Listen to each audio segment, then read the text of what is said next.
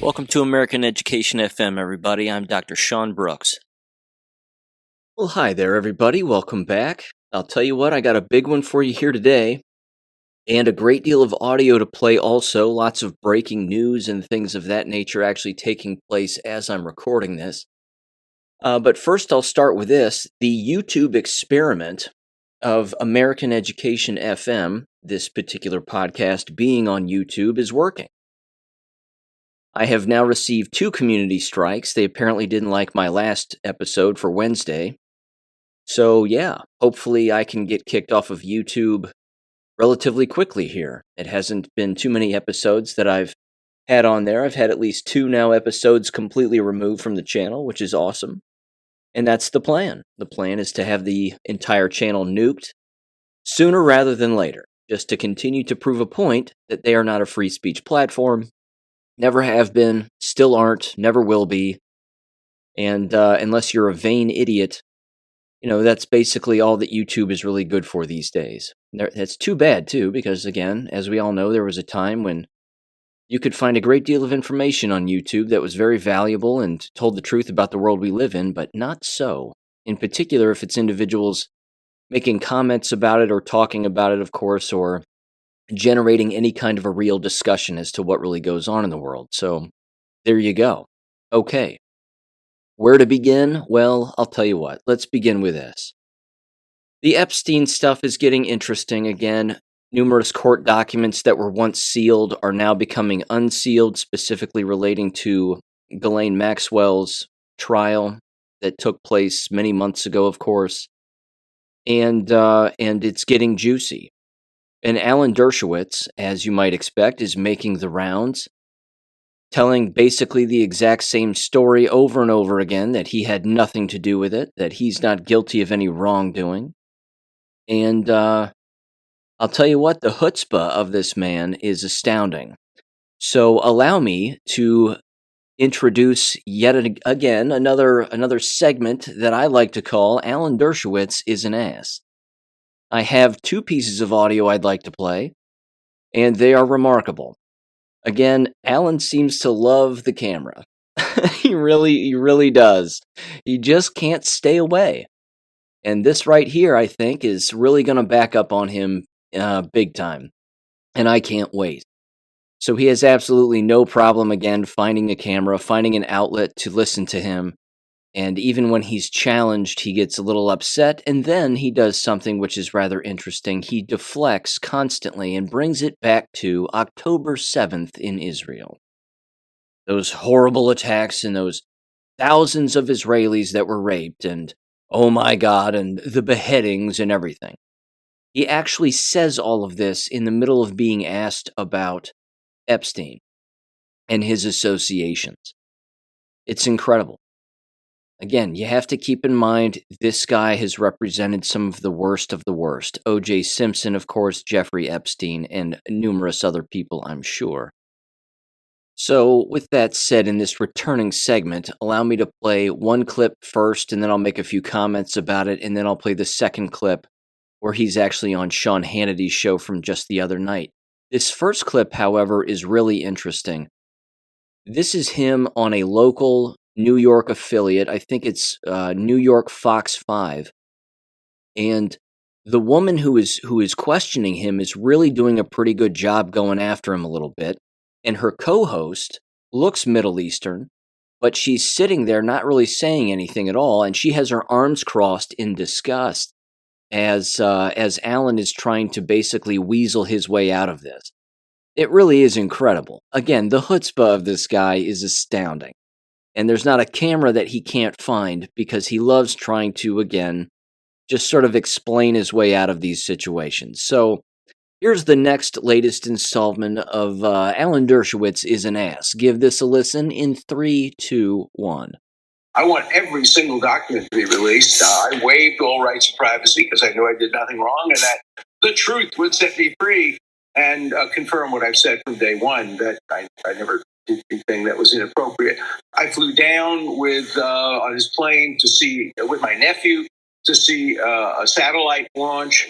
I flew with Senator John Glenn on his plane to meet President Shimon Peres of of Israel. This all was, of course, before he was in any way accused of anything wrong. Once he was accused, I terminated any personal relationship with him, but of course maintained a professional lawyer-client relationship. So let me ask you, can I ask you something?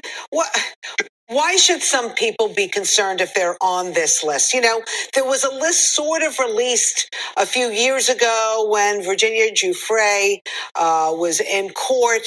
Is this going to be the same list? Is this going to be a different list? Well, I hope it's not just a list of names, because that really promotes guilt by association. I hope it creates context and says why the name is on the list. Were they being accused of something? If so, were the accusations credible? As you probably know, in my case, I was accused by a woman, and then she ultimately admitted that she may have misidentified me and mistaken me for somebody else, and withdrew her lawsuit against me. Others may be in the same situation. I would suspect the vast majority of them just had innocent associations. Well, listen, there's nothing innocent with Jeffrey Epstein. Let's be honest here. I mean, it seemed like he had some of these people blackmailed. And that's why they hung out with him. They were giving him a lot of money. He had a portrait of Bill Clinton in a dress in his office at his home. Like, what was all that about? I have no idea. I never saw any portraits of Bill Clinton, or I never knew anything about any blackmail.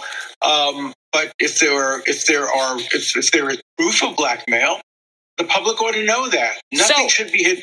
Look at this. And one point I want to make, a lot of the people who want this list produced and who are really upset at people who had association with Jeffrey Epstein are absolutely silent about the rapes of thousands of hundreds of Jewish women in Israel on October 8th. Some of these same feminist groups like Me Too except if you're a Jew, seems to be the mantra. Many of these radical feminist groups who think that being on the Epstein list is the worst sin in the world won't even condemn people who we know have raped, mutilated, beheaded, kidnapped, sexually assaulted people. The hypocrisy around not making claims or not protesting the rapes of Jewish women is appalling. And I want to see another list produced. I want to see a list produced of every feminist radical who wants the Epstein list produced, but who hasn't said a word of criticism against Hamas. That's a list I really want to see. I don't think we're going to see that.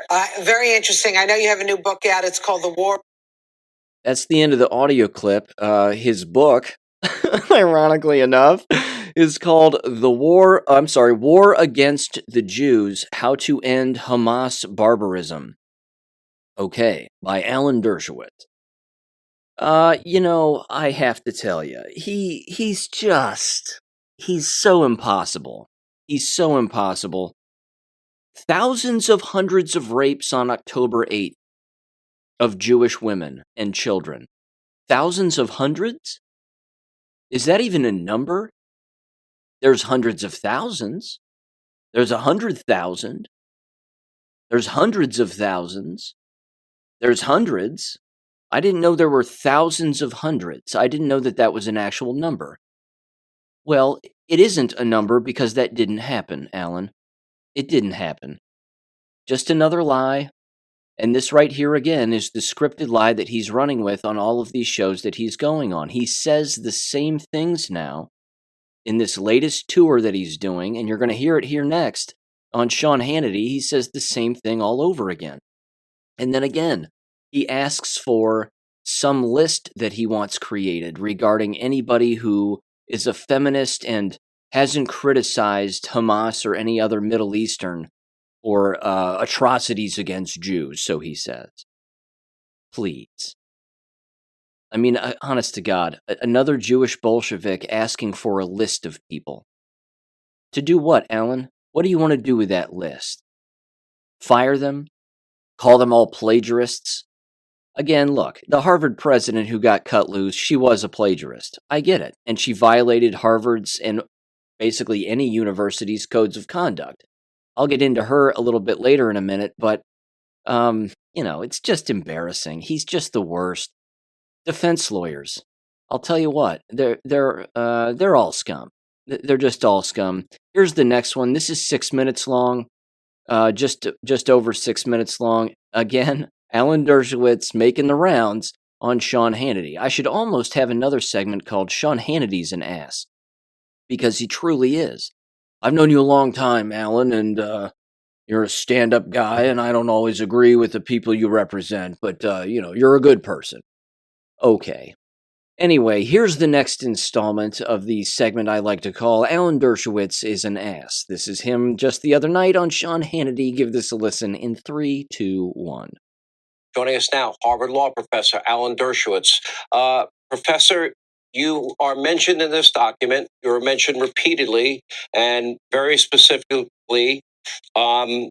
It was the allegation against you was that Epstein forced then minor Jane Doe number 3 to have sexual relations with you, and that also you were an eyewitness to sexual abuse of other minors by Epstein. You have been out there vigorously defending your name, your honor, and denying these allegations fiercely. And I want to give you a chance now that it's come out in writing tonight to get your reaction. Well, first of all, the woman who accused me has now stated categorically that she may have misidentified me, confused me with someone else. And these documents, if all the documents are revealed, will prove categorically that she did misidentify me, that I never met her, never heard of her, never spoke to her. And I can prove it by independent means. I have all my travel records. I have all my television appearances. I can prove that I couldn't possibly have been anywhere near any of the people who were involved in this. I was Epstein's lawyer. Of course, I flew on his plane with Ken Starr, with Roy Black, with other lawyers. We flew to meetings with the U.S. attorney, with the state attorney. And so people have to be very careful about what they're believing and when it happened. For example, as soon as Epstein was shown to be what he was, I ended my personal association with him completely, but I maintained a legal relationship with him. I represented some of the worst people in the world and continue to do so. That's my life. And of course, I represented Epstein. Now, the one point I do want to make is that I understand all the feminist groups and the radicals who think this is the worst thing in the world, that anybody ever had any contact with Jeffrey Epstein. Where are all those radical feminists when it comes to the Hamas rapes of young Jewish girls, sexual abuse, beheadings? They are quiet. They are silent. The incredible hypocrisy of the Me Too movement. Me Too, except if you're a Jew. And I want to have a list of all the radical feminists who are pushing hard, and I understand that, to get all these names revealed. And I want to know how many of them have ever actually condemned Hamas for the rapes that we now know occurred and the murders that occurred. How many have been silent? And how many, like the National Lawyers Guild, have actually approved of what Hamas did? So let's put this in context. I'm thrilled that all these papers have come out. I urged them. I went to court. I asked for everything to come out because I knew that I had done nothing wrong and the papers would exculpate me. What I only worry about is that maybe the judges withheld certain documents. I want to make sure every single document comes out, including the documents that cast doubt on the credibility of some of the accusers and some of the accused. The public has the right to see everything and make their own judgment. We do not put the country in guilt by accusation, but guilt by association. Well, by the way, I think that is fair. And I still, like you, believe that in the presumption of innocence. And I don't rush to judgment. And frankly, on many high-profile cases in this country, this show, starting with Richard Jewell, we've been right. We were right about Duke Lacrosse. We were right about UVA. We were right about Ferguson, Missouri, and Freddie Gray in Baltimore, because I didn't rush to judgment, and I had impeccable sources.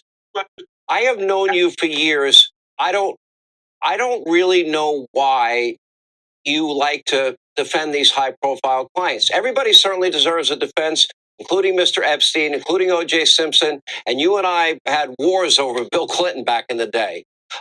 Sure. You've taken on these high-profile cases. Why? And do you regret it at all? And did you ever see anything untoward about Mr. Epstein? I never did. And I do regret having ever met Jeffrey Epstein because it caused me the worst few years of my life when I was falsely accused, and I was canceled by the 92nd Street Y, canceled by Temple Emmanuel. And then she ultimately admitted that she may have confused me with someone else. And so, things obviously have gotten a lot better. Now, of course, these revelations put my name in the headlines again. But I've never been afraid of that because I have nothing to be afraid of, nothing to be ashamed of. I did nothing wrong. Would I do it again? Not if I knew I was going to be falsely accused. But if not for that, I've represented far worse people. I've represented murderers. I've represented people who have done terrible, terrible things. That's an essential part of our system. If I don't do it, who will? I had tenure. I had an obligation to defend the most controversial, the worst people. Sometimes I won, sometimes I lost, sometimes I created a plea bargain like I did in this case. By the way, Epstein was furious at me for the plea bargain. He wouldn't pay my fee because he thought I had done a terrible job because he ended up going to jail and having to report as a sex offender. The rest of the world thought it was a sweetheart. But that's what criminal defense lawyers do. I'm 85 years old. I hope the good Lord gives me the strength to continue to represent the most despised, the most controversial, the most unpopular people in the world. Look at the hell I got for representing Donald Trump. I did that and I lost a lot of my friends. And people say to me all the time, oh, I understand Epstein, but not Trump. Or I understand Trump, but not Epstein. You have to understand that the role of the criminal defense lawyer is to defend everybody who's falsely accused. Well, I'll say this. Accused or even truthfully accused. Yeah. I think you're going to be the only one that does have the courage to say, no, it's not true. And you do make a good point. If there's exculpatory information that is not released as part of the information that is being given out by the judge, I think that's unfair to everybody, and that would be unfair to you. And if you believe it's exculpatory, I think the public should see that as well. Professor, thank you. I don't need any more exculpatory material because the woman has already admitted that she may have clearly misidentified me, and that's enough for me. I'm going on with my life. I'm going to continue to do what I've been doing for years. But thank you, Sean, for an opportunity to present my case. See what I mean? Same script. He's got the same script down.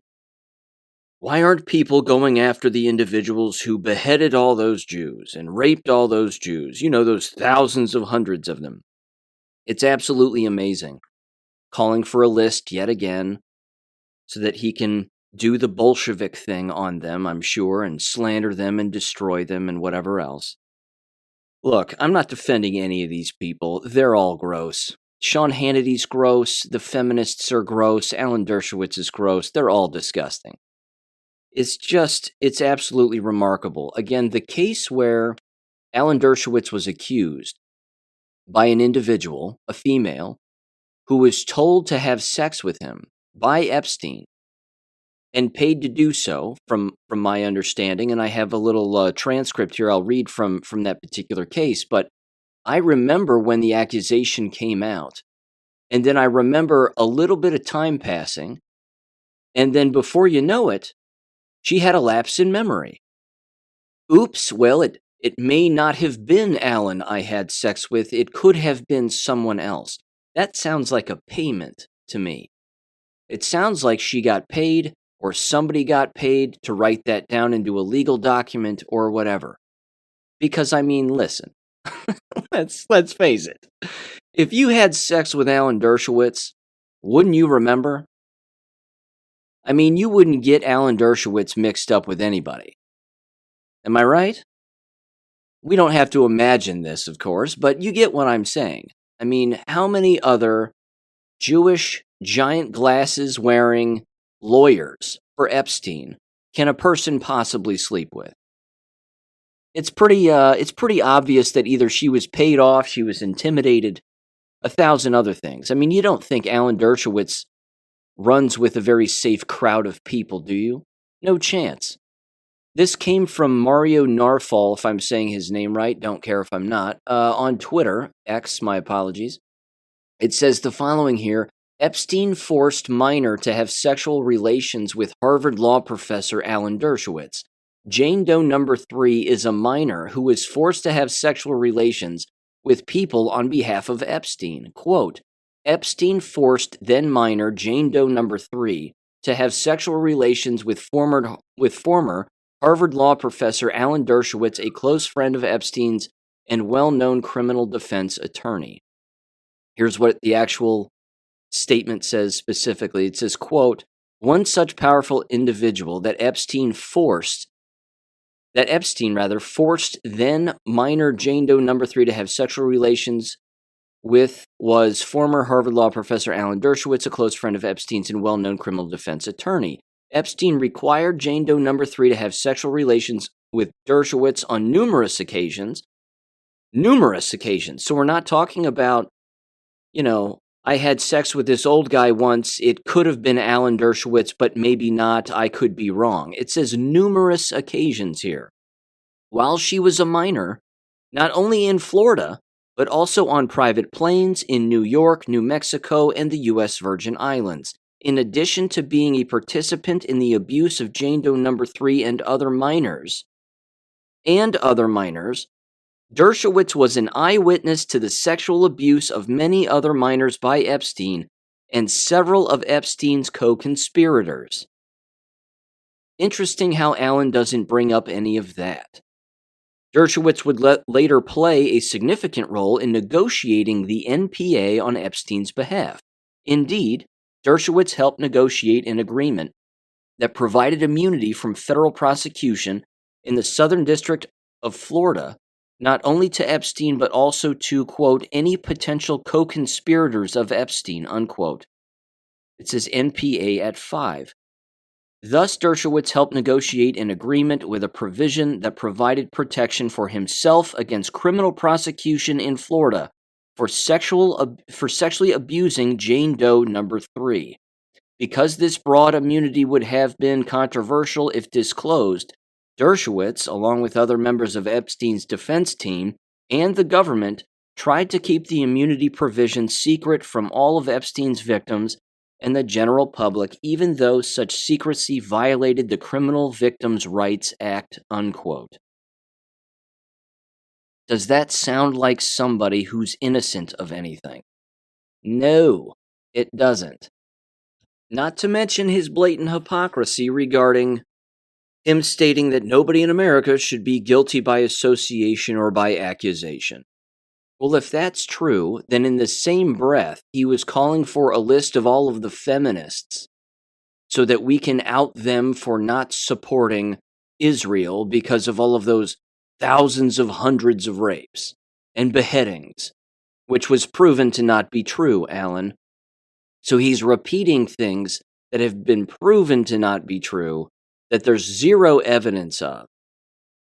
Again, the lying. It's just the lying. It's constant. It's just constant. If they say it often enough, they just believe it. And they actually believe that endless people are just going to believe it.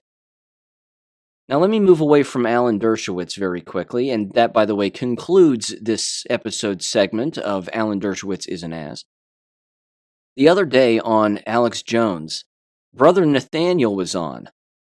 Now, if you're not familiar with Brother Nathaniel, he's an amazing human being, as it turns out. This guy is, he's Jewish. He was raised Jewish. He is of Jewish bloodline, but he left the religion, ceased to practice it because he recognized it as being disgusting, and then he became a Christian and is now a minister or a pastor. He's remarkably educated on the books and very well versed in numerous religions and what they state and what they don't state, and compares and contrasts a number of different things. Again, a very well-read individual. But he was on Alex Jones the other day, and Alex Jones ended up taking the episode down from his own website. And again, when they started to talk about Jewish influence and the history of Judaism and 1,000 other things, you could see the frustration in Alex's face. I mean, he's rubbing his head, he's rubbing his face, he's disagreeing with him. He goes on this whole run about Adolf Hitler. So you think Adolf Hitler was a good guy? I mean, that's like Alex Jones's default setting. That's the gear he drops into every single time that someone starts to bring up what was really going on in Europe. And it's just incredible. And then, unfortunately, again, for Alex, and certainly for his sake, because he's losing credibility with every passing day, if he has any left anyway, he starts to show a clip of Adolf Hitler at a stadium at some event, and they speed up the video to make it look like Adolf Hitler is having a seizure in the seat that he's sitting in. And they play this video, this altered video, right after Alex Jones gets done saying that Adolf Hitler is demonic, and you can just see how demonic and devilish he is, and you can see all of this, and Adolf Hitler was a pagan, and he was not a Christian, and he hated Christians and 1,000 other things. I mean, he goes on this tear that could not be more inaccurate. Again, if anybody out there has ever read Mein Kampf, you know that to not be true. He references Jesus Christ, he references God, he references Christianity, all in a positive light. That's a fact. So again, I'm glad that Brother Nathaniel held his feet to the fire. And again, they seem to part, in a nice way. And he said, I'd love to have you back because we got more that we can debate about this and blah, blah, blah. And, he'll probably never have him back. But why would he scrub the interview?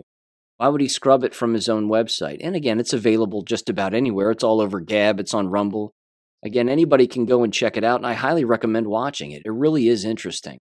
Because again, Alex Jones is losing credibility with this entire narrative. He really is. You can't claim to be some historic expert on a number of different things and make blatant statements that are completely inaccurate and just say them often enough, again, to expect individuals to just blindly believe you. Me personally, again, I don't expect anybody to believe this. You don't have to. But I point you into directions where you can read this on your own and you can listen to this kind of thing on your own. That's one of the reasons why I like Europa: The Last Battle more than The Greatest Story Never Told. The Greatest Story Never Told is very good, and it's very emotional and very impactful. But I like Europa: The Last Battle because it pulls in old documentation. It pulls in the letters that Adolf Hitler wrote. It pulls in a number of different historic aspects actually written by these people. See, if Alex Jones actually weeded his way through all of that, if he wasn't owned by, the Israeli lobby to some extent, he would come to grips with the fact that he's been wrong on this issue. But, he'd rather just dig his feet in and say, this is the stance I'm taking and this is where it is. In particular, when he comes up against somebody who's more well-read than he is on a very specific subject. So, yeah. It's not that Alex Jones wasn't wrong or Alex Jones is right, as his, one of his slogans goes that he puts on t-shirts. It's Alex Jones is never wrong. That's really what he should put on a t-shirt because he actually believes that. In fact, I'll tell you what, I've got one little clip here of Brother Nathaniel on Alex Jones's show, and he's talking specifically about Donald Trump. And he states it, I think, rather accurately. He says, look, there are many individuals who are Jewish who don't like Donald Trump, and it's for a variety of reasons, but at the same time, it's the followers of Donald Trump and the supporters of Donald Trump that the Jewish lobby doesn't like. Now, why is that? We know why. It's because we dive into the history. It's because we're well-read. We read the history. We read the accurate history. We find it. We investigate it. We sort through it. And then we bring this information to the masses as best that we can in order to educate numerous individuals about numerous subjects related to this. Again, once you realize who rules over us and where their allegiances are, the battlefield becomes a whole lot more clear. So here's a quick little clip here. It's 1 minute and 33 seconds long of Brother Nathaniel on Alex Jones's show. Give this a listen in 3, 2, 1. It's not that the Jews hate Trump. They don't. They fear his followers. They see with him the American flag. Okay, USA. This is nationalism. Okay, the meme. Nationalism. Where there's nationalism, the Jew sinks down. Okay, so it's not Trump that the Jews hate and trying to destroy. They despise. They fear his followers, because those are the white Christians, the patriots, who in a drop of a dime can turn against Israel and say, hey, why are there so many Jews running everything? Why are the Jews able to print this money out of thin air? Why are the Jews pushing woke? Why is the media pushing transgenderism and homosexuality?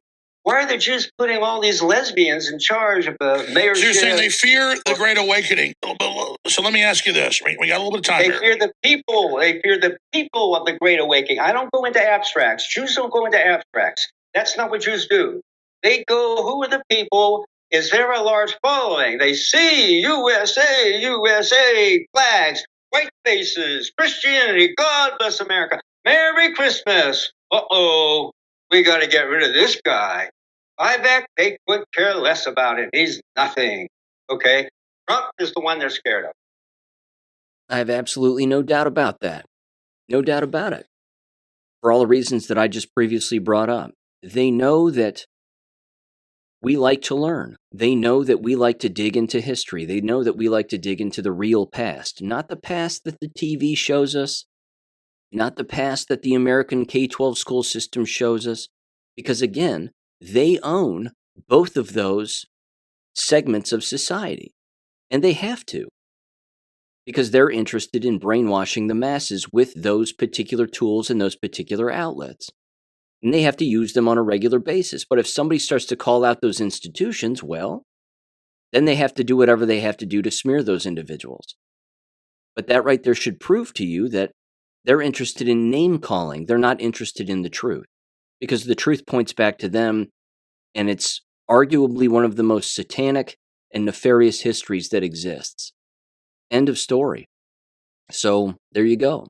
They fear us, and that's a good thing. That means we're winning. That's a good thing.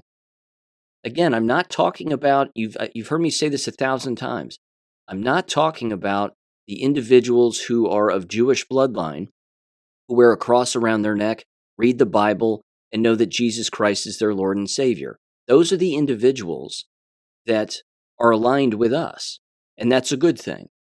It's the individuals who are the staunch believers that again, Jesus Christ is burning in a pit of feces in hell, as the Torah and the Talmud state. That's the problem.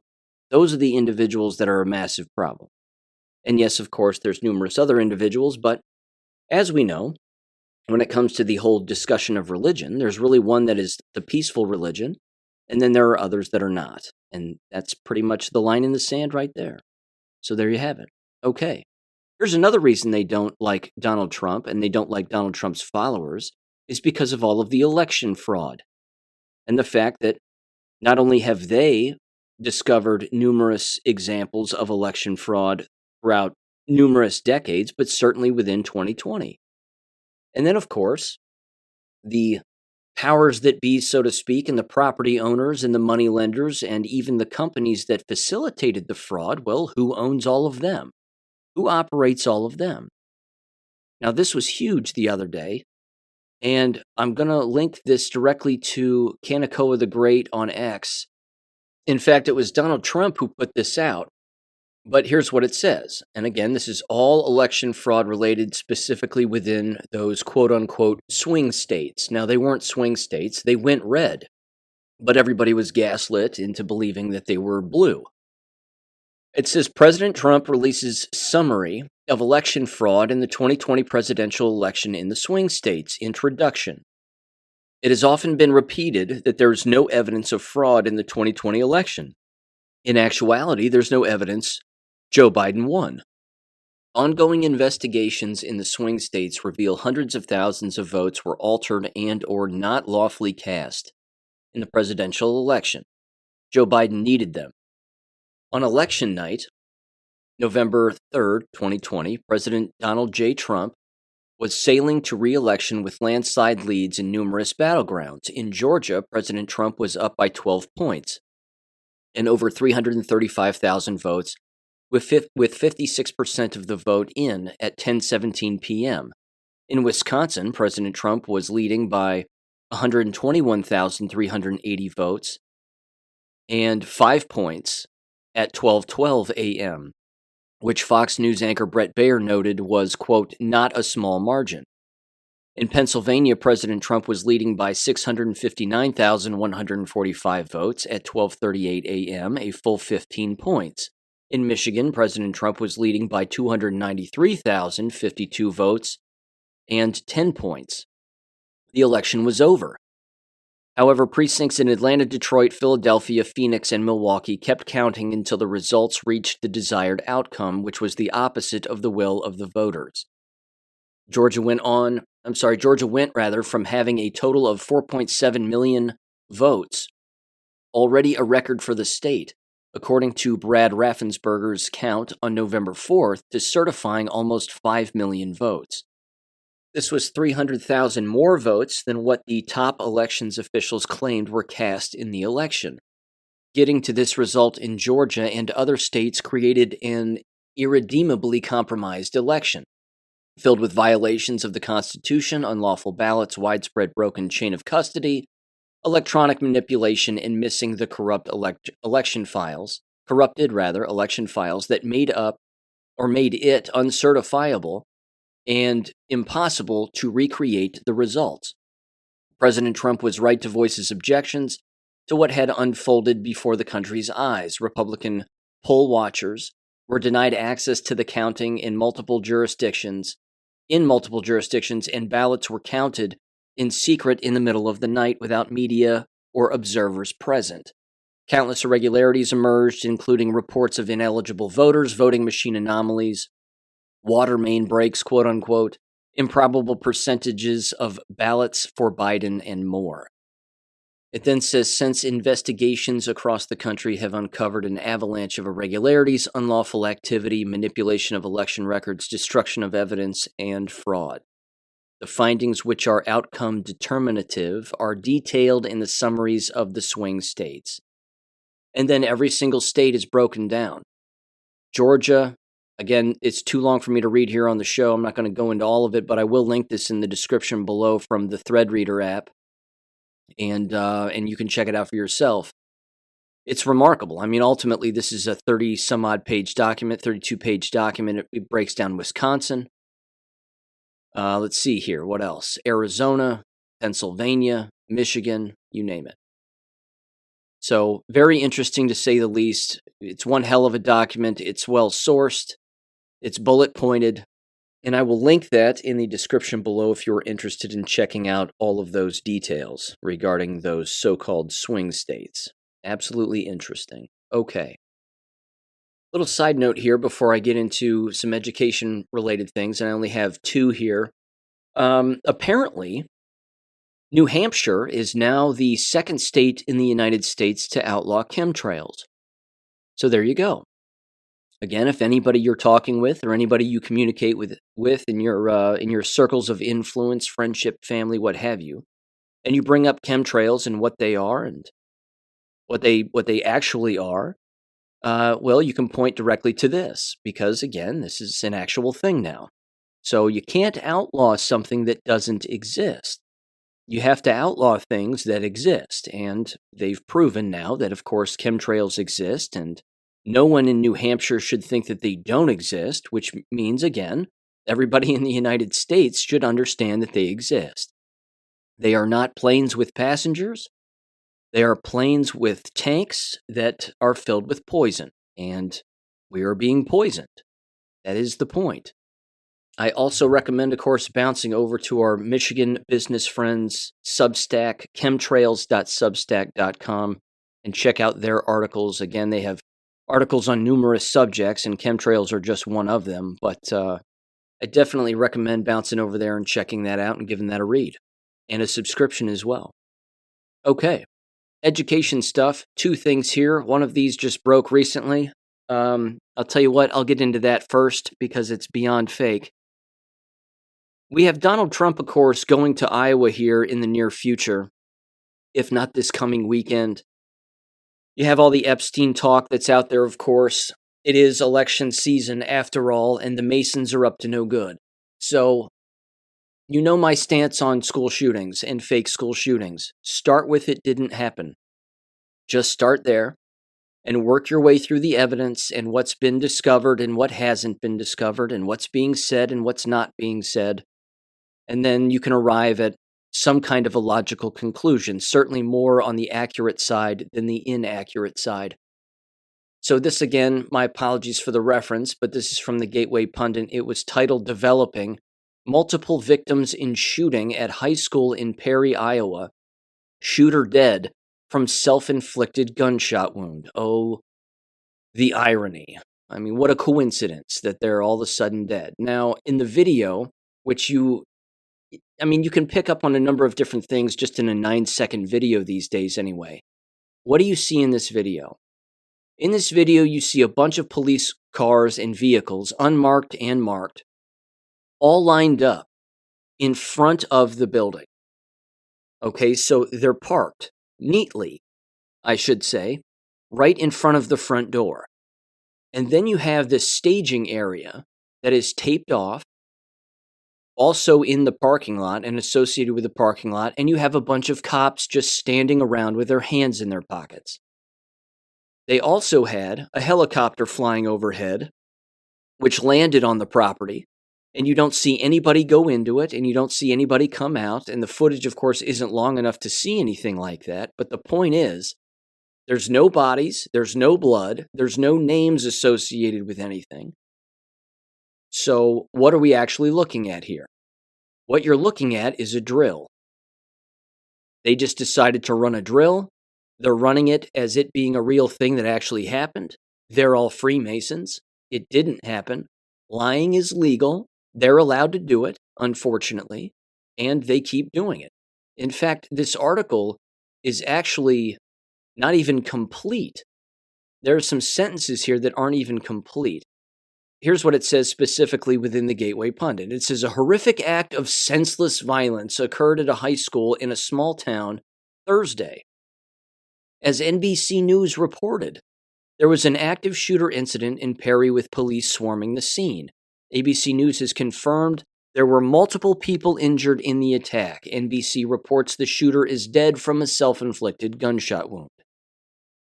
If you know that the shooter is dead from a self-inflicted gunshot wound, then you know the name of the shooter. So why wouldn't you say both at the same time then? It says Perry is a town of less than 8,000 people located about 40 miles from Des Moines, Iowa. Perry High School is part of Perry Community School District, which serves approximately 1,785 students. Small district. It says the Daily Mail reports that at least 5 ambulances, multiple police units, air ambulance helicopters, and firefighters swarmed the scene. And then they have, again, like a 9-second video. It says the Mail revealed that witnesses reported seeing crying students reuniting with parents near the entrance to the high school. Students are now being evacuated, according to Mario Knopfel. Again, the same guy who had the Alan Dershowitz thing on his website. This is a developing story. Check back with the Gateway Pundit for further update. There's absolutely no proof. In fact, ladies and gentlemen, it says here in the article that the ATF and the FBI have arrived on the scene to assist the Iowa Division of Criminal Investigation, which is the lead agency. No, this is a local police matter. Anytime the ATF and the feds show up, you know it's fake. They're running a drill. Again, I just continue to be so disappointed that people buy this. They buy into it. They don't read the policies. They don't look into the policies. They don't look into any of this. Now let me give you an example. And this right here is exactly what every single human being should do in these kinds of situations. All you have to do is type into a search bar, Perry School District, Iowa website, and the entire school's website pops up. Now, if the school website pops up, and on the front of the website, it doesn't say anything about there having been a shooting or an ongoing situation, then there isn't one. Because remember, the safety and security of America's children are our number one concern. They always say that. If that's true, Communication 101 would tell people that you have to put some kind of a banner warning on your website to indicate that something has happened. Where to go, who to communicate with to find answers, etc., etc. When you get on perry.k12.ia.us, which I'm on right now, and today when I'm recording this is Thursday at 12:16 p.m., there's not a single thing on this website about there having been a shooting at their high school with people who are dead.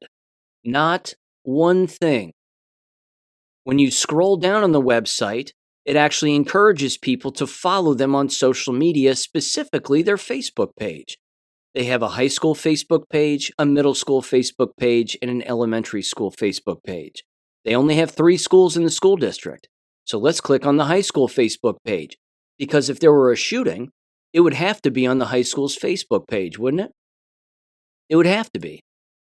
Well, as luck would have it, there's nothing on the high school's Facebook page about it. In fact, the last post that they made on the high school's Facebook page was December 21st of 2023.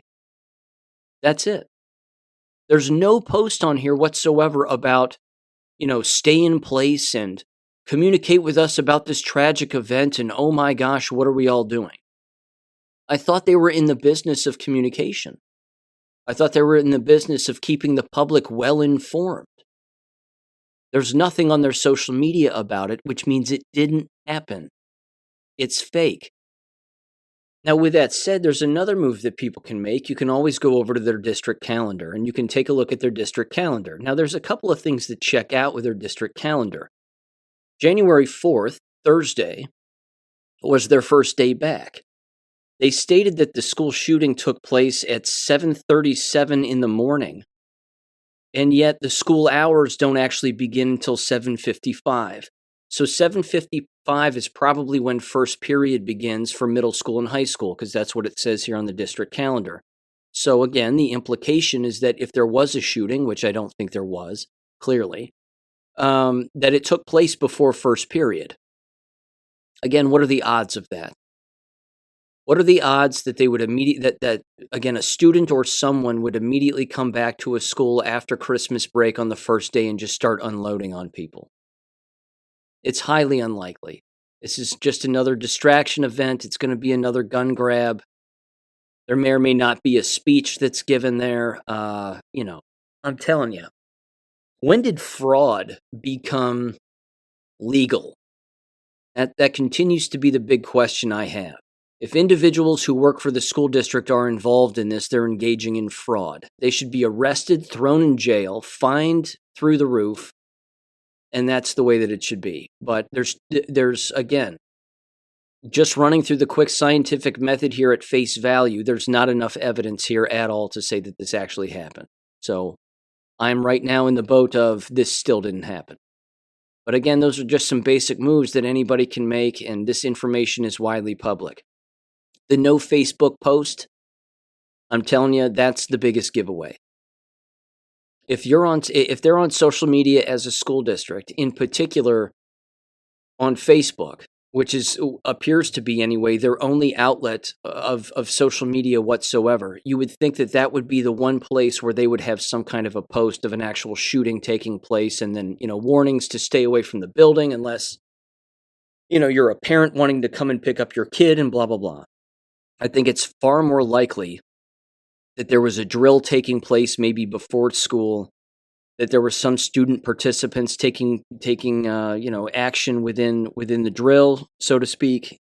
But hard to know. It's hard to know. Right now, I'm just sitting on the fact that it didn't happen, and I'd probably be right. So there you go. Okay.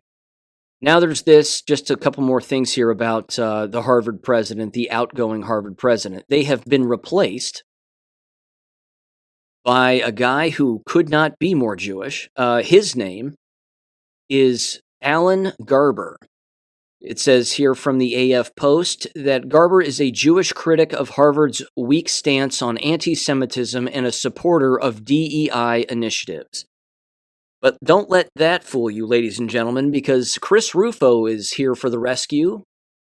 Chris Rufo, who I'm not a fan of, who is a globalist piece of trash in my humble opinion, he said this on Twitter on January 2nd. He said, this is regarding, of course, the removal of the outgoing Claudine Gay president, which, by the way, she was making $900,000 as the president of Harvard and is now returning to the Harvard classroom as a professor with the same salary. Now, that too is not unusual. Usually the way that it works, before I get to Chris Rufo's thing here, normally the way that works is that's an easy negotiation, and it's basically just considered sort of the rule of thumb that if an individual goes from being a professor to a higher up administrator, or any administrator for that matter, even a department chair, that not only does your pay increase, of course, but once you go back into the classroom or you resign from your position as an administrator of some kind, you keep your administrative salary. That's just the way that it is. So if people are upset about the fact that she's a plagiarist and that she's now making $900,000 and keeping her same salary doing far less, well, that's the game. And it's a dirty game, and unfortunately, that's the way that the game is played. Now, some people earn that money, not $900,000. I mean, that's ridiculous. But some people earn the amount of money that they make as an administrator and then return to the classroom because they've hopefully done a good job. But in this case, that's not the case. So there you go. Anyway, back to Chris Rufo. He said this regarding her termination as president, quote, "This is the beginning of the end for DEI in America's institutions. We will expose you.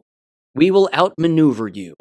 And we will not stop fighting until we have restored colorblind equality in our great nation," unquote. Chris Rufo is an idiot. I've brought this up numerous times. He's a complete fool. This Alan Garber guy who's taking over for her is DEI to the bone. Diversity, equity, and inclusion was created by the Jewish lobby. And this guy is a proponent of it. So what is Chris Rufo talking about? Where does Chris Rufo get his money? Who supports Chris Rufo behind the scenes? Why is it that Chris Rufo is allowed on all of these platforms to basically spew whatever he wants, whenever he wants, and he's never criticized for it?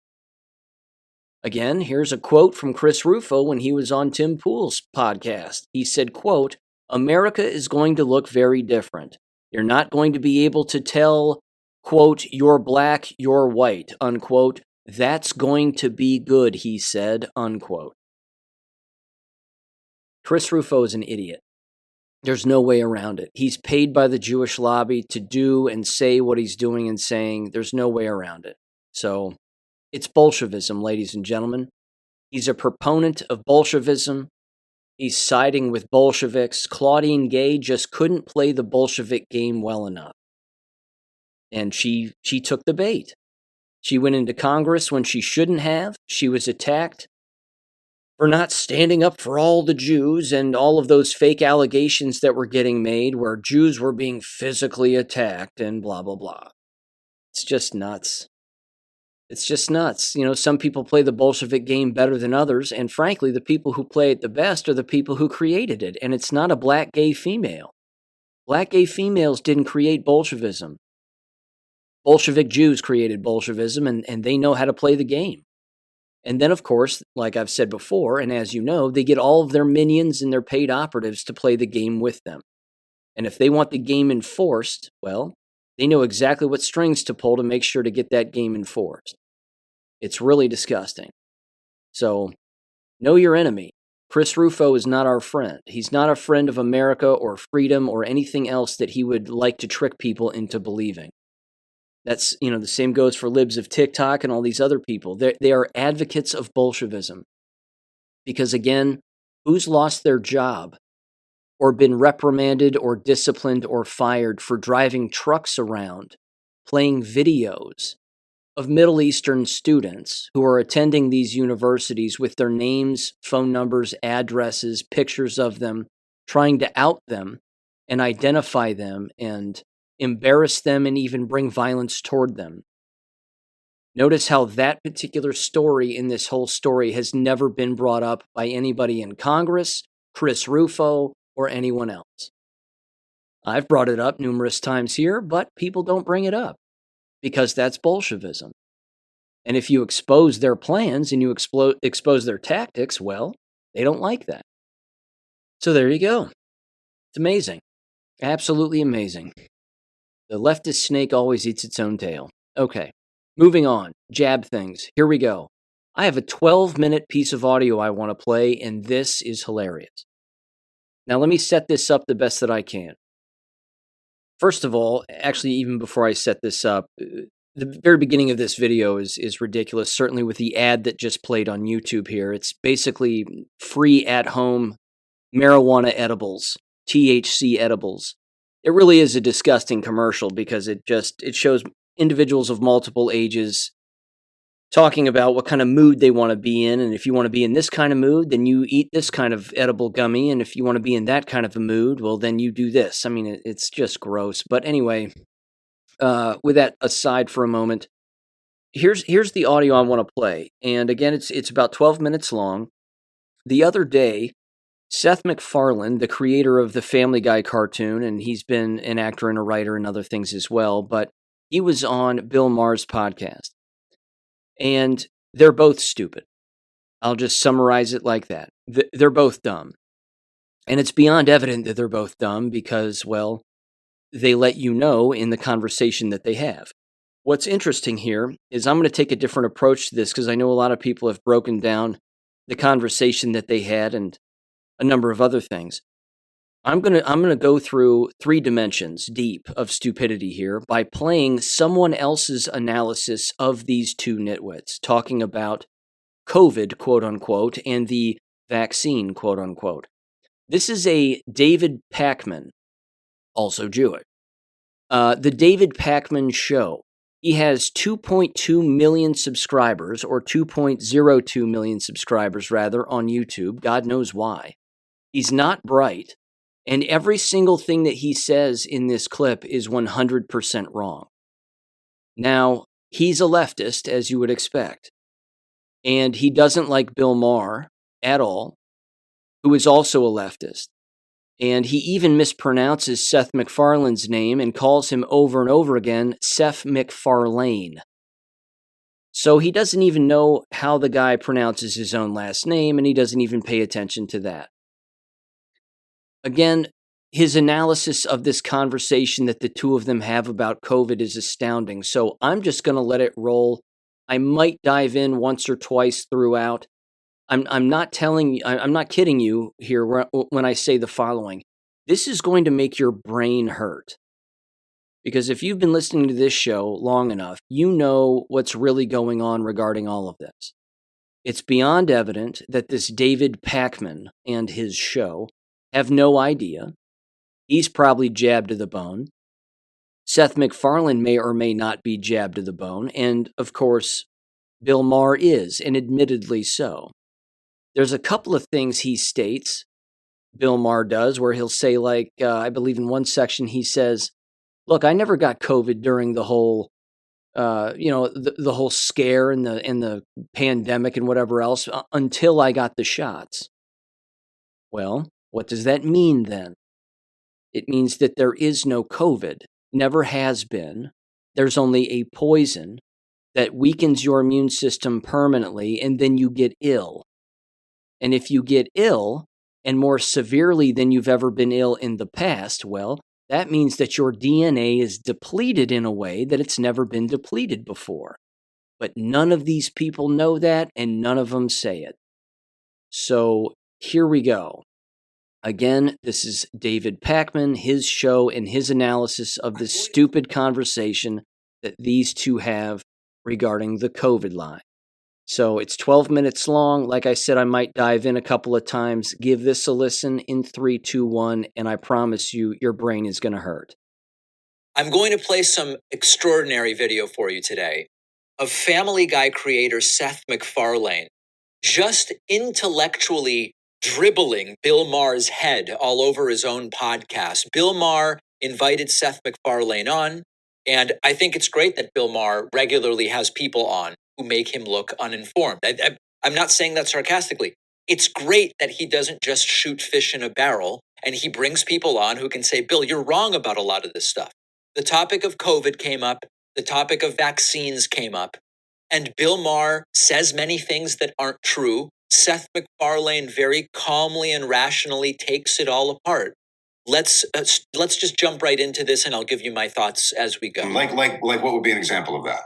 I would think this country did not allow for natural immunity to be considered, and I know this is a subject dear to your heart. Yes. Like, even if you had the disease, you still had to get a vaccine.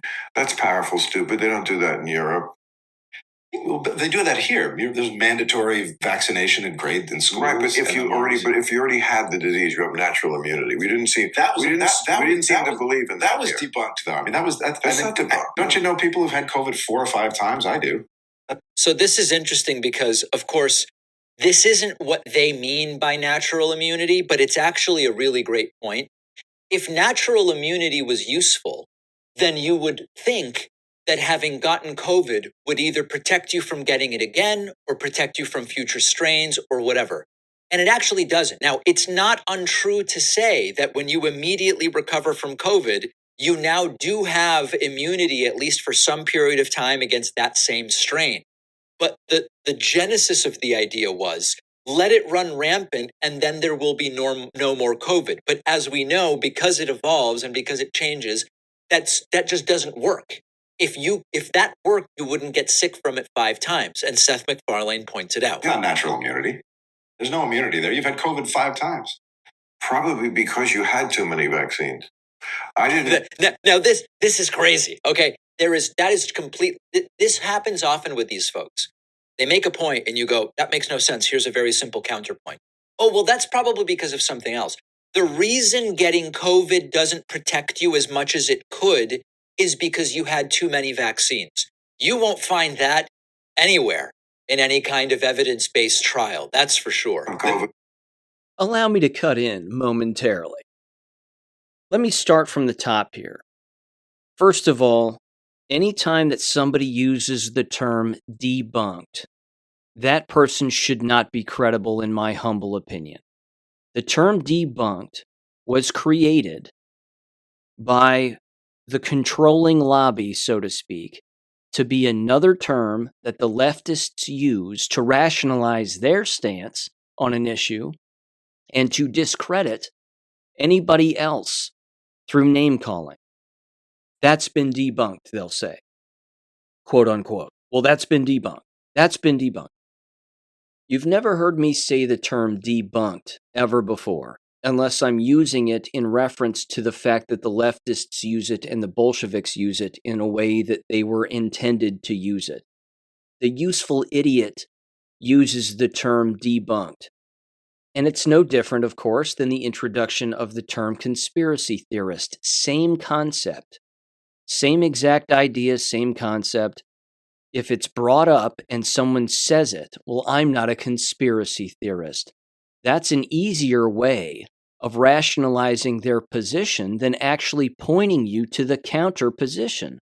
Because they can't point you to the counter position because they don't know where to even look for it. Just like Pacman here says, he openly states there's not a single thing. There's not a single review or peer-reviewed trial that says anything about natural immunity being a thing and that the reason that people keep getting sick is because of COVID shots, that the COVID shots are the reason they're getting sick. He actually says that. So that should prove to everybody how foolish he is. Now, I took it upon myself in the most casual way I could to get into the comments section and read the nonsense comments that exist in his show for this particular clip. Some people are accurate and most people are not. I, of course, said, you're wrong about everything. What was that you were saying about there not being any medical literature about the more shots that people take, the more they get sick? Oh, by the way, here it is. And I linked to him the exposé's entire search engine information on everything having to do with AIDS and VAIDS. Every single article is right there. That the more shots you take, the more it weakens your immune system, damages your DNA, etc., etc. This is true with all vaccination. This has been widely proven. But see, Packman doesn't even bring in facts because he can't, because it counters his emotional stance on the issue. And as we know, emotions are not facts. So he runs on emotion. He doesn't cite anything because he can't. And his analysis of this conversation between two individuals from another perspective is beyond inaccurate. They bring up natural immunity, of course. Seth MacFarlane doesn't think that natural immunity exists because I know lots of people who have gotten COVID. Well, my question is, how many shots did they take? And then, of course, Bill Maher brings that up, and he's right. How many shots did they take? They took too many shots. Yes, because it's poison. And poison weakens your immune system permanently. It's not a temporary thing. It's permanent. Yes, there's natural immunity. There always has been. But it's not natural immunity in the sense that people think about it when they think about fake viruses floating through the air. That's not the way that it works. You build up your immune system through eating right, drinking right, not smoking, breathing clean air, exercising, maintaining a healthy weight, not taking prescription drugs, etc., etc. There are endless things that lead to a person not getting sick. If a person's consistently getting sick, the question is, what are they putting in their body that's making them sick? So it's not that natural immunity isn't real. It's that your body gets stronger because of you doing better things to it, keeping you from not getting ill. So it's kind of a back and forth there. They also, of course, brought up strains. There's no such thing. There's no such thing as different strains. And Packman's like, well, it evolves and it changes, and that's why people are getting sick. No. Nope. They have AIDS. That's why they keep getting sick. And respiratory illness is one of the major side effects of having AIDS. Always has been. Go back into the 80s. Almost all of those individuals had chronic coughing. They were diagnosed with pneumonia or respiratory viruses, quote unquote. No, there's no virus. There's just an inability for the body to get rid of toxic cells that accumulate in the lungs and around the lungs. That's why they cough. And that's, again, why they end up hospitalized and intubated and needing oxygen and 1,000 other things. So let me continue with this, and I might bounce in yet again, because, again, the stupidity doesn't end here. Here we go. That the vaccine gave you COVID?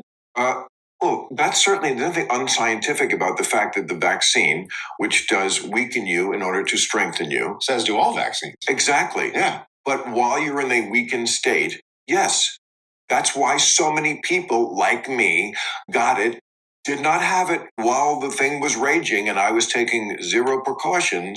Now, this is an anecdote, but again, he's putting forward another claim that is not based in reality. In the period after you've been vaccinated, you are weakened and thus more likely to get COVID. I looked for evidence of that. Wasn't able to find any. Because I was never that afraid of it. But that's anecdotal. Like, I've had every booster there is to anecdotal have, that, yeah. and I have never had COVID. I get a flu shot once a year. I haven't had the flu in 20 years. Right. Well, I haven't either, and I don't get a flu shot. Okay, so this is all anecdotal, Right. but Right. But you know the difference between anecdotal and statistical. I do. And statistically, you still have a 90% better chance of not being hospitalized, not dying if you're vaccinated. Oh, well, but that's assuming all people are alike, and that is one of the giant fallacies in your way of thinking. We are not all alike. Yes, I would recommend and have recommended the COVID vaccine for the high-risk people. By the way, it's funny the idea that Bill Maher is evaluating people and saying, I think you should get the vaccine. I don't really recommend it for you. Who is Bill Maher to be recommending vaccines to specific people based on their whatever status he assesses them to have? Like if you're 90 or fat, get it. Absolutely. You need it. Some people don't. But you had Djokovic didn't need it. But you had Aaron Rodgers didn't need it. But you had something like 1,900 kids who died of COVID during the pandemic. I don't think that's right. Nah, just don't believe that statistic. How many of them died from the vaccine? None. The New York And the thinking there is that, well, probably most kids are not going to die from COVID, so why bother with the vaccine? Because it's only going to be a few hundred kids, right? I don't know how many kids died. That seems very high to me. I know at one point the New York Times grossly, talking about misinformation, they had to apologize. They got it completely wrong. This is called a red herring. In order to challenge Seth MacFarlane's number of 1,900 kids dying, he says one time the New York Times got something wrong. Okay, well that was years ago and it's been corrected. How does that have any bearing on what Seth is saying? This is a classic distraction technique. I'm jumping in again, and you can probably take a guess as to why. We're not even halfway done with this. You can hear the double standard. You can hear it. Seth MacFarlane just said, and David Pakman agrees with him, that no children died from the vaccine. They just said it. No children died from the vaccine, and then he says 1,900 kids died of COVID. So there's no, I don't want to use the term fact checking. That's stupid too. That's another Bolshevik created term. There's no referencing or anybody looking up factual information that indicates that 1,900 kids died from a thing that doesn't exist. Hospital policy killed people. Hospital policy killed them.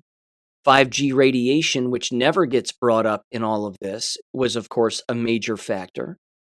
And then the individuals who took the flu shots and the shedding that was taking place as a result of people running around with more shots in their body than they've ever had in their entire lives.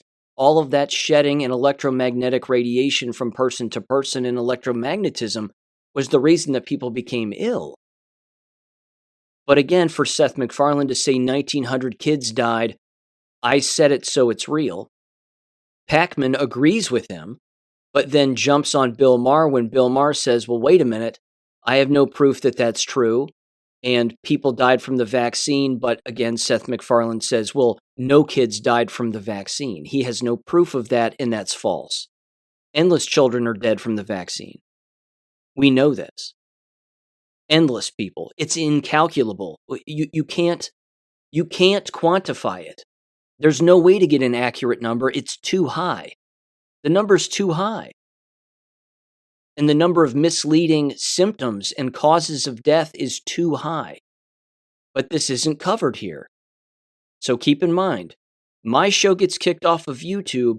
This guy's show has 2.02 million followers and is allowed to exist.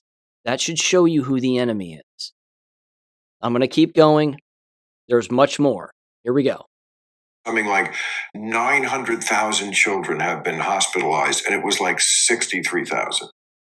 So maybe those facts should be papers can get it wrong, and they print retractions, and you know this. But also, with COVID or from COVID, did 1,900 children die with COVID? Yes, it's a whole different story. Okay, but take 7 million people worldwide. 7 million people worldwide who died from COVID. Like, if even just a fraction of that is... And it's probably a larger fraction who died of COVID than who died with COVID. If even just a fraction of that that's still a lot of fucking people. That's a lot of fucking people. Yes, but why?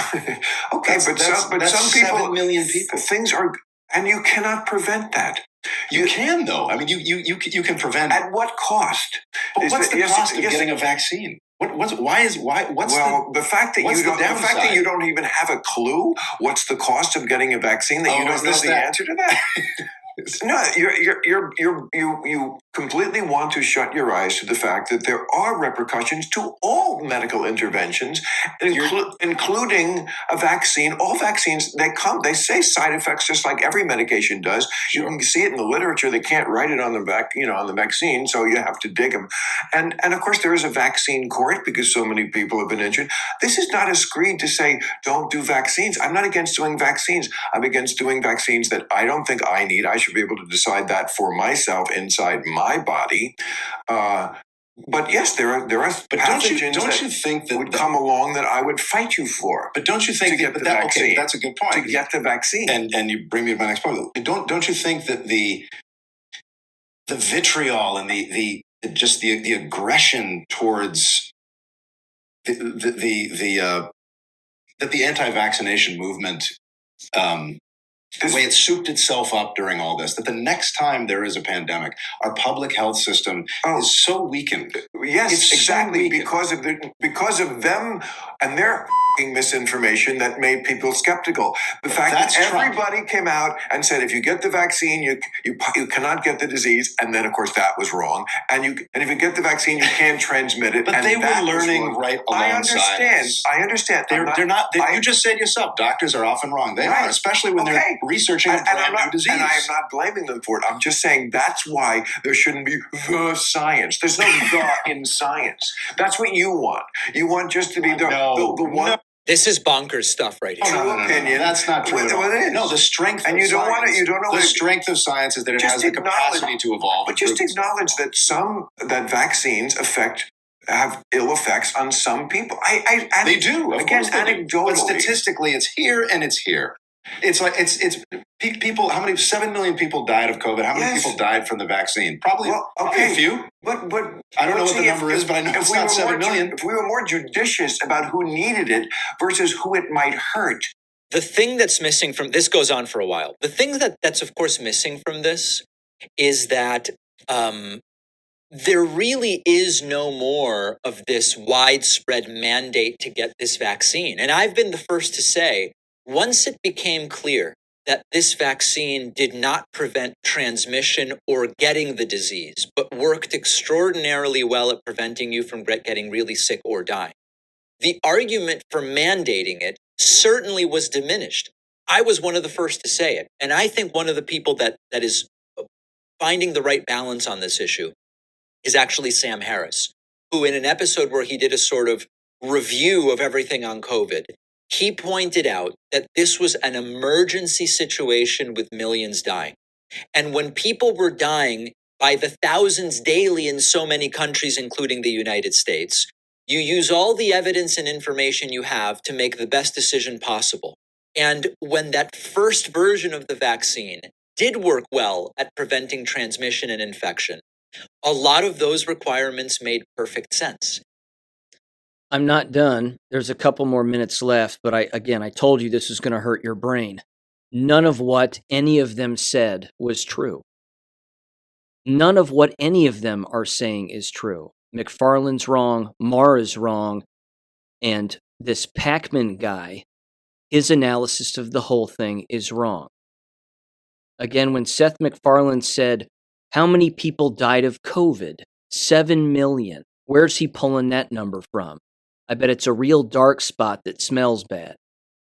Because it's not facts by any stretch. Hospital policy killed people.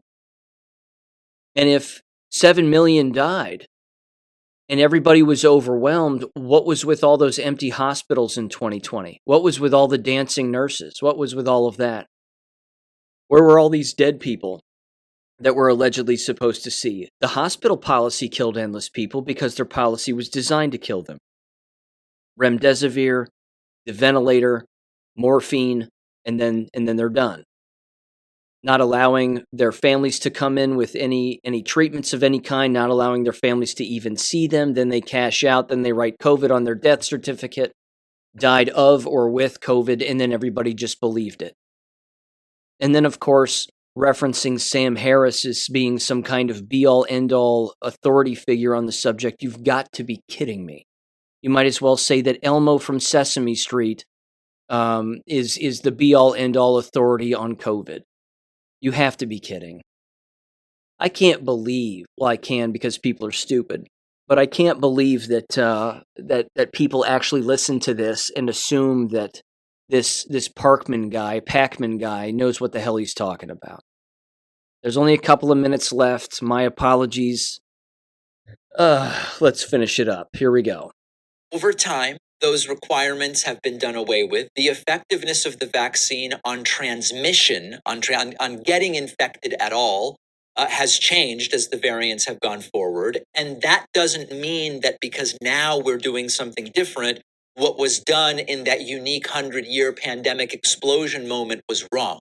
And so I think where Maher misses the mark is that he goes too far in some areas, but is not nearly charitable enough in others, and he ends up making himself sound like an extremist. Now, this is not new for Bill Maher. I think on many things Bill Maher makes sense, and on anything medical, for a long time, you go back and watch interviews that Bill Maher did with Larry King 25 years ago, he was already weird. Like, and he had an anti-aspirin moment where he said, why would anyone take aspirin? The body isn't aspirin deficient, so why do you take aspirin? Well, that's not the way it works.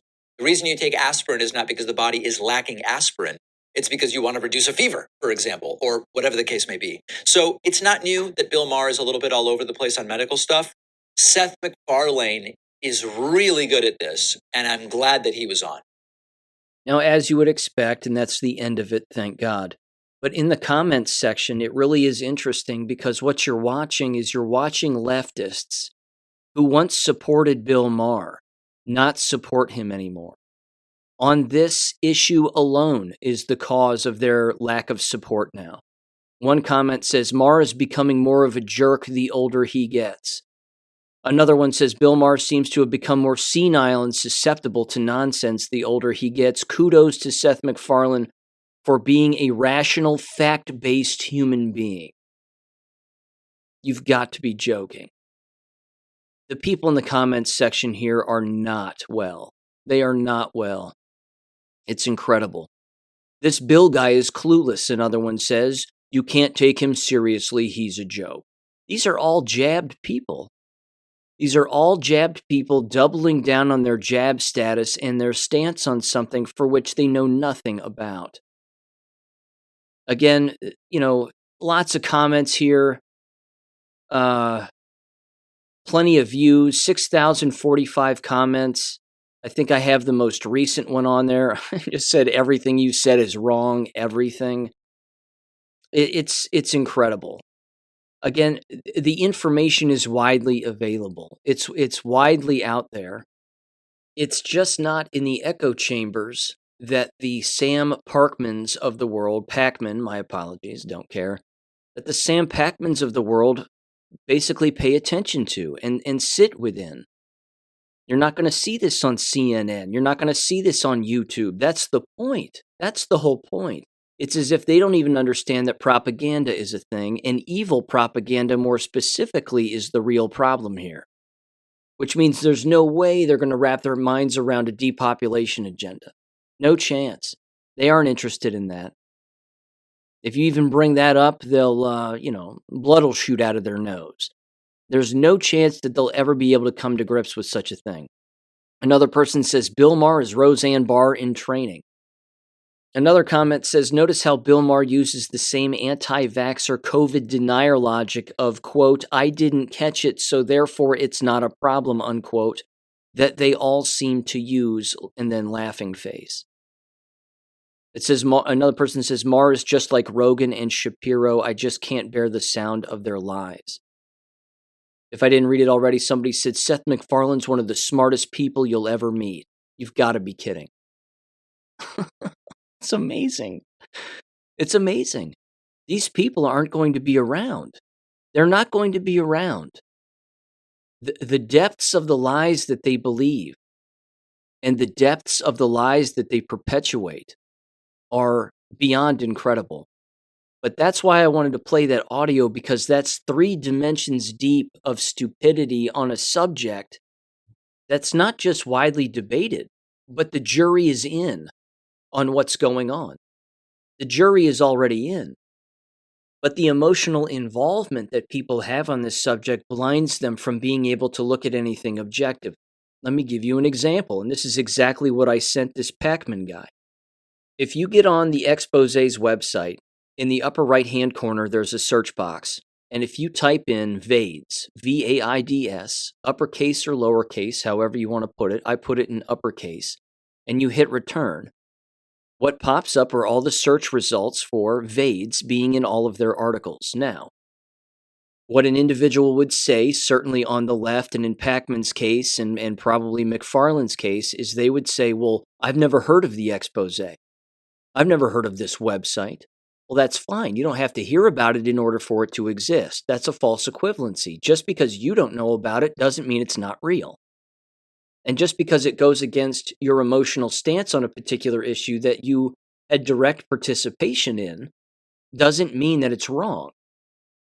Again, two opposing sides looking at the same point. Someone is either more right than the other, or they're both wrong, but someone is usually more accurate than the other when they're looking at a singular issue.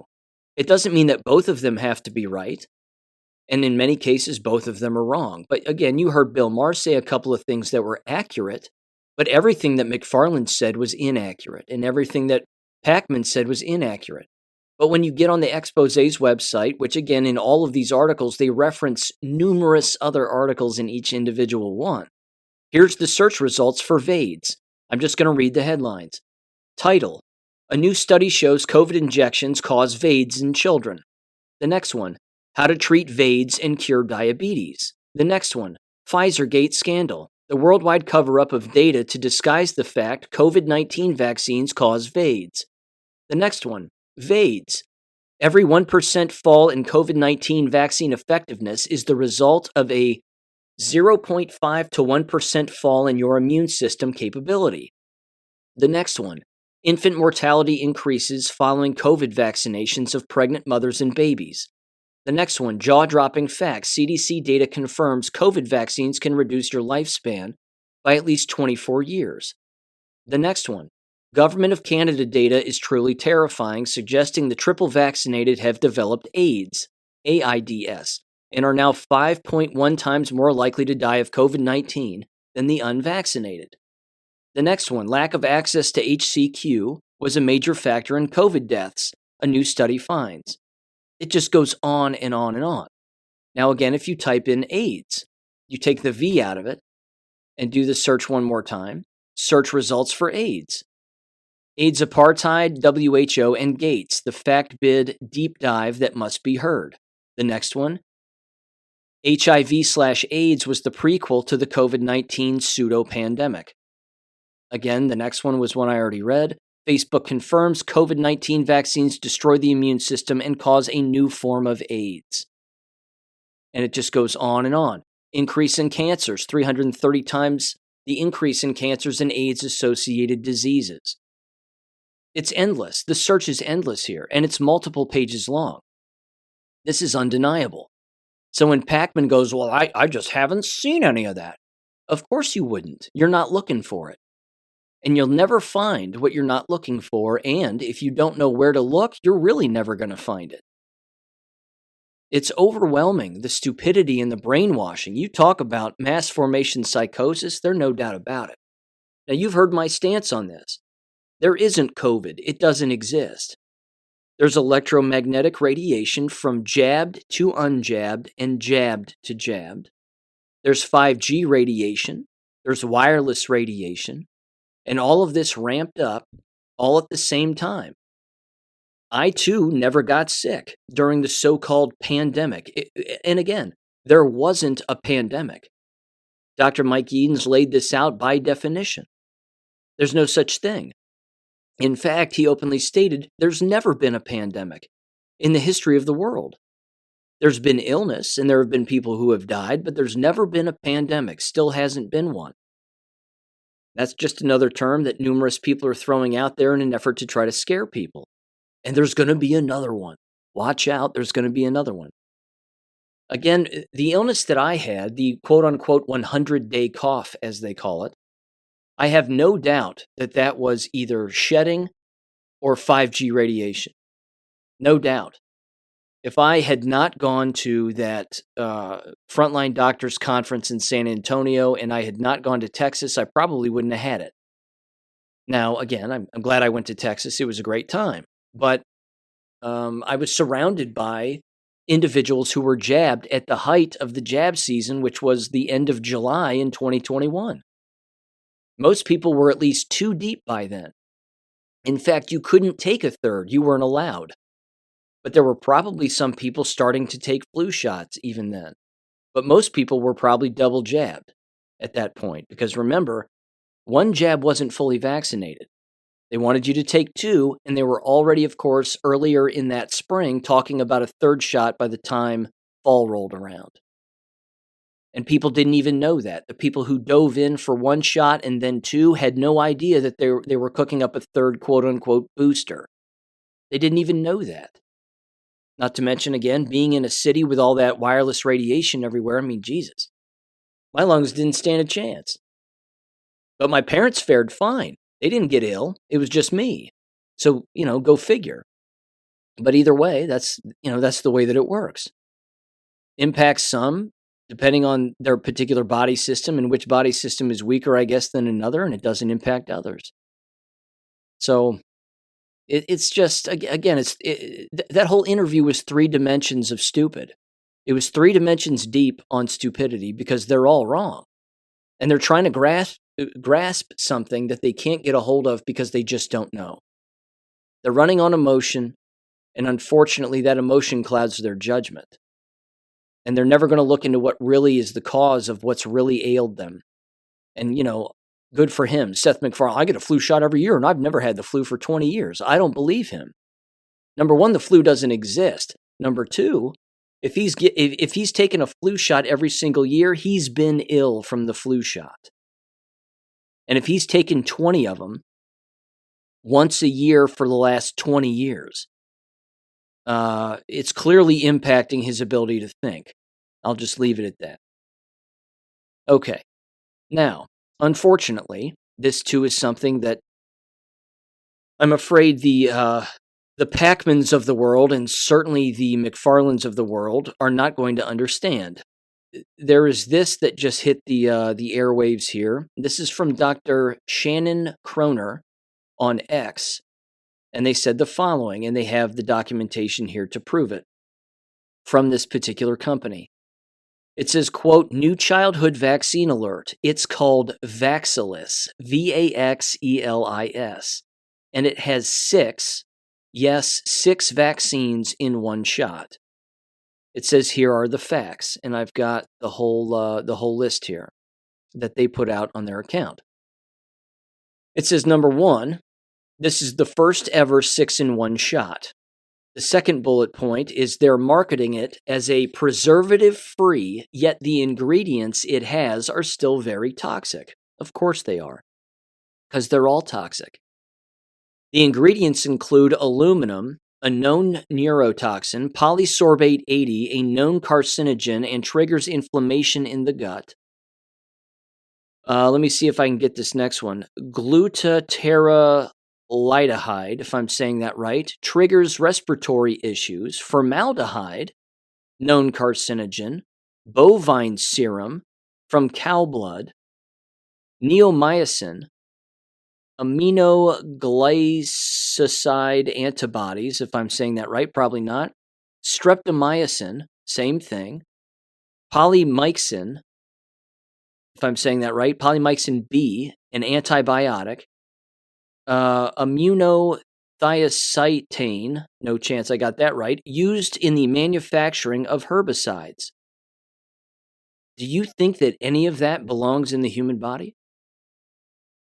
The next point, it says the vax is recommended for babies at 12 months, 4 months, and 6 months. 18 vaccines by the time a baby is 6 months old. 3 children have reportedly died from this vax, according to VAERS. And of course, we know that VAERS is less than 1% of the actual total, if not far worse than that. It says it's being marketed as one vaccine because it's the one shot that has 6 different inactivated bacteria in it from 6 different diseases. Well, I have, of course, a disagreement with that. There's not a bacteria, and it's not 6 different bacterias. It's 6 different poisons from 6 different animals and 6 different separate sets of poisons. That's all. You have poison cow blood, for God's sakes, as an ingredient, along with carcinogens and 1,000 other things. So, again, they want you dead. And they want you to kill your own children under the guise of health. That's the trick. That's the satanic trick. Let me keep going down the jab train here. Here's another one from Zero Hedge. California hospitals slammed as illegal immigration costs soar. Geez. Why are hospitals slammed all of a sudden?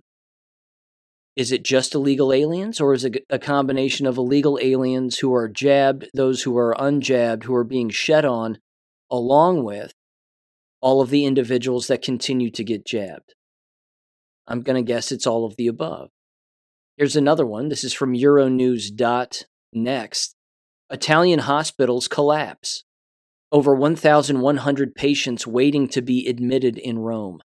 The worst situation is in Rome and its region, where more than 1,100 patients are waiting to be admitted, according to the Italian Society of Emergency Medicine and Urgent Care.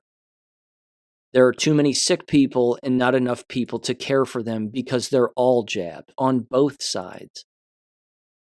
Here's the next one. This is from Epoch Health. The cost of unnecessary testing in healthcare.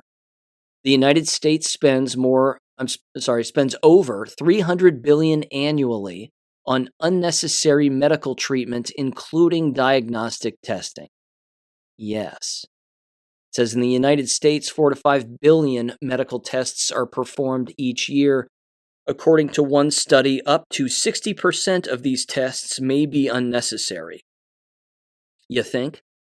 It's a lengthy article. I'm not going to read it, but I think you get the point.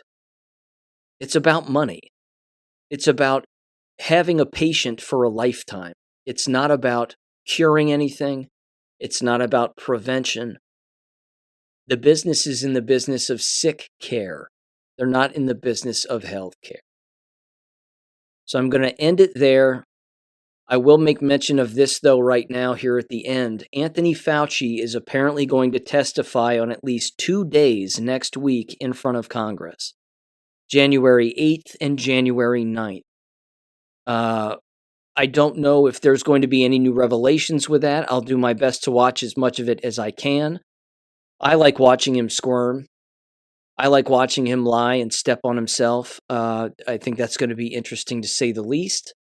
But I will bring that to your attention, of course, and some of that audio, I'm sure, when the time comes, and I'll cover it here the best that I can. So with that said, ladies and gentlemen, thank you again for listening. Hopefully this episode gets kicked off of YouTube, and hopefully my channel gets nuked. That's the whole plan. So with that said, have a great weekend, and I will catch you on Monday. Peace. Thank you for listening to American Education FM. Make sure and check out AmericanEducationFM.com for more information. Take care and God bless.